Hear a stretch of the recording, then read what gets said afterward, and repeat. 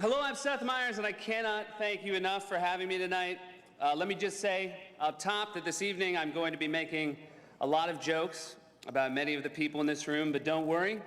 I assure you, no matter how harsh the jokes, they've all been vetted by the man at the top, Chinese President Hu Jintao. And before I start, these were my birth certificate jokes, so thank you for the timing on that, Mr. President. Now unusable. We were working on these jokes for months. One of my guys said, "Are you worried we're a little heavy on birth certificate jokes? What if he releases it before the dinner?" And I was like, why would he do that? He's wait 3 years and then release it before the dinner. Who told you I had birth certificate jokes? It was Assange, wasn't it? Now I can begin. I am also honored to be performing for those of you here tonight, as well as the handful of people watching at home on C-SPAN. C-SPAN is, of course, the official network for wide shots of empty chairs. Every time I tune into C-SPAN, it looks like they just had a fire drill. C-SPAN is one unpaid electric bill away from being a radio station. I'm not complaining about C-SPAN, mind you. I usually work on NBC, so tonight I'm thrilled to be on a network that people actually watch. In fact, the fact that I'm projected on 4 screens right now makes me the 3rd highest rated show on NBC. Comcast, of course, bought NBC this year, I'm assuming by accident, or when Goldman Sachs cut up the network and bundled it in the lower tranche of a CDO. The red carpet outside was amazing. Who are you wearing? What does it matter? I'm going into a Hilton. But tonight is not about our political differences. Tonight is really about the after parties. I keep hearing how everyone is excited to go to the Bloomberg party. You know how I know I'm not in New York? In New York, no one is excited to go to a Bloomberg party.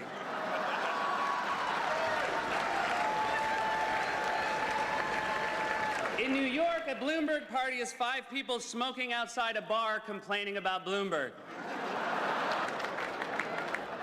I, of course, am contractually obligated to attend the MSNBC party tonight. Everyone knows how the MSNBC party works. President Obama makes the Kool-Aid and everyone there drinks it. There are actually some unscheduled parties happening tonight, and I've been asked to give everyone a rundown. Fox News is having a party. Security is tough, so make sure you bring your driver's license and your long-form driver's license. But if you're blonde, don't worry about it. Just bring that dynamite smile. And the Huffington Post party is asking people to go to other parties first and just steal food and drinks and bring it from there.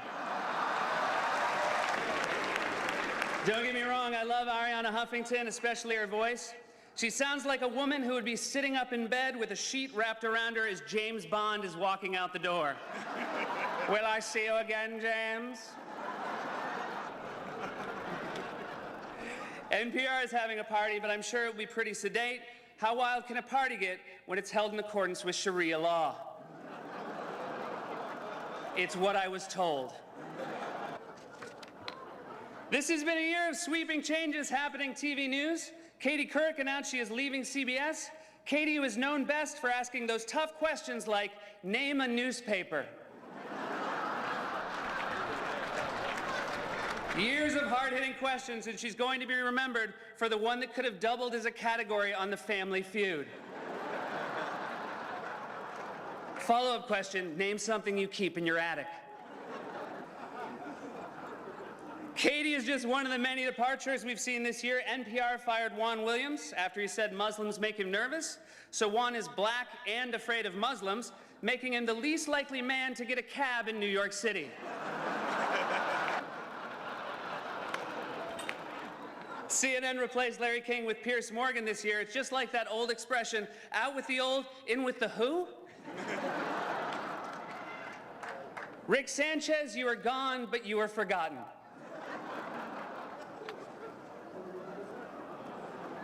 Not everyone's leaving. My friend Anderson Cooper is still over at CNN, and I especially love watching him report from the field. You can always tell how much danger Anderson Cooper is in by how tight his clothing is. If he's in the bulky yellow slicker, then it's a hurricane that's still offshore. If he's in the khaki vest, he's maybe in the green zone in Baghdad. But when he's in the child-size white t-shirt, bullets are flying, he's getting punched, he's pulling kittens out of the rubble.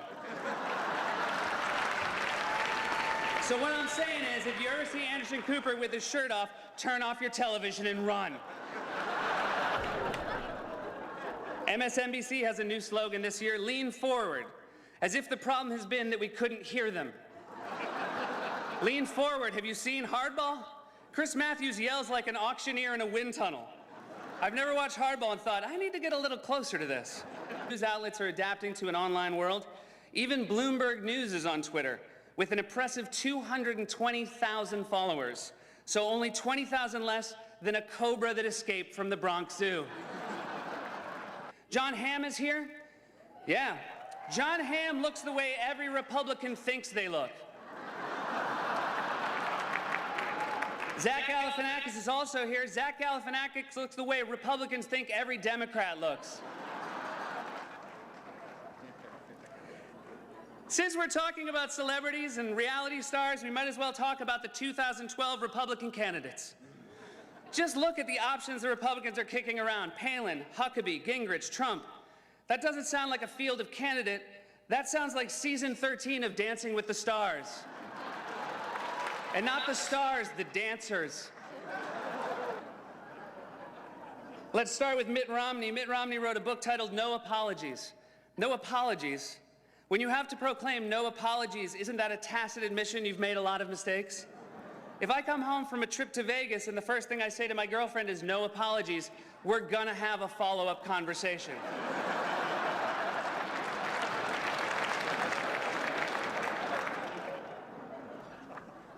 And then, of course, there's Donald Trump. Donald Trump has been saying that he will run for president as a Republican, which is surprising since I just assumed he was running as a joke.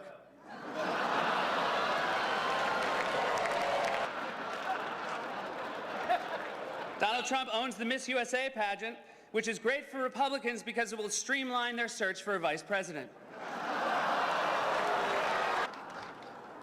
So it's not a strong field, and who knows if they can beat you in 2012. But I tell you who could definitely beat you, Mr. President.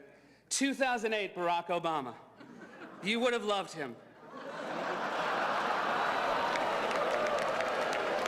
I still think we all remember that Inauguration Day, the First Lady was there. And may I say, for as beautiful as you looked that day, you look even more beautiful tonight.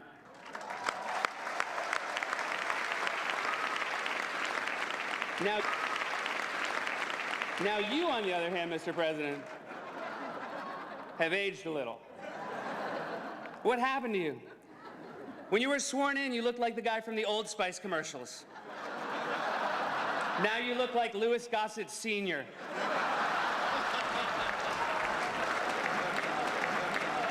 I've never said this to anyone before, but maybe you should start smoking again. Mr. President, look at your hair. If your hair gets any whiter, the Tea Party is going to endorse it.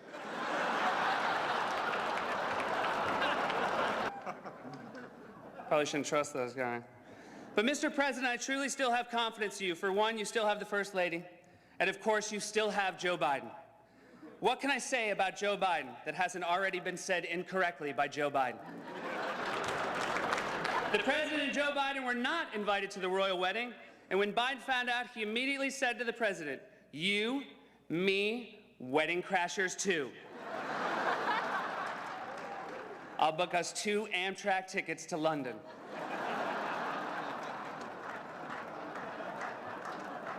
The Vice President loves trains. He loves the trains, and I assume it must have been hard for the President to tell Biden the new budget cut $1.5 billion from high-speed rail. Joe, come on in. Take off your engineer's cap. I have some bad news about the choo-choos. As he broke the news, one of the straps on Joe's overalls sadly drooped off his shoulder. I noticed that his approach to the budget led many to praise Paul Ryan as a serious adult. And I have to say, nothing is more depressing about politics than the fact that adult is now a compliment. Adult is only a compliment to a child. I'm so proud of you. You acted like an adult tonight. I'm glad I brought you to my boss's house for dinner. You even cut your own meat like a big boy. You know what the rest of Americans call an evening spent politely sitting next to a person with wildly different political views? Thanksgiving. We're not impressed when you complain about how bills are too long to read. The healthcare bill is almost 2,000 pages good. A bill that ensures every person in America should be longer than the girl with the dragon tattoo. Also, while we're at it, I don't think you read bills anyways. I think you guys vote on bills in the same way the rest of us agree to updated terms and conditions on iTunes. Well, I should wrap it up. I'm getting the red light. Not the red light that signals I'm out of time, but the red light that signals the C-SPAN Handycam is running low on batteries. And it's fitting that this event happened on the same weekend as the royal wedding, because as I was watching the festivities, I couldn't help thinking how wonderful it is to live in a country where people don't wear hats like that. America is the greatest country on earth, and at least when my speech started, was still a nation rated AAA by Standard & Poor's.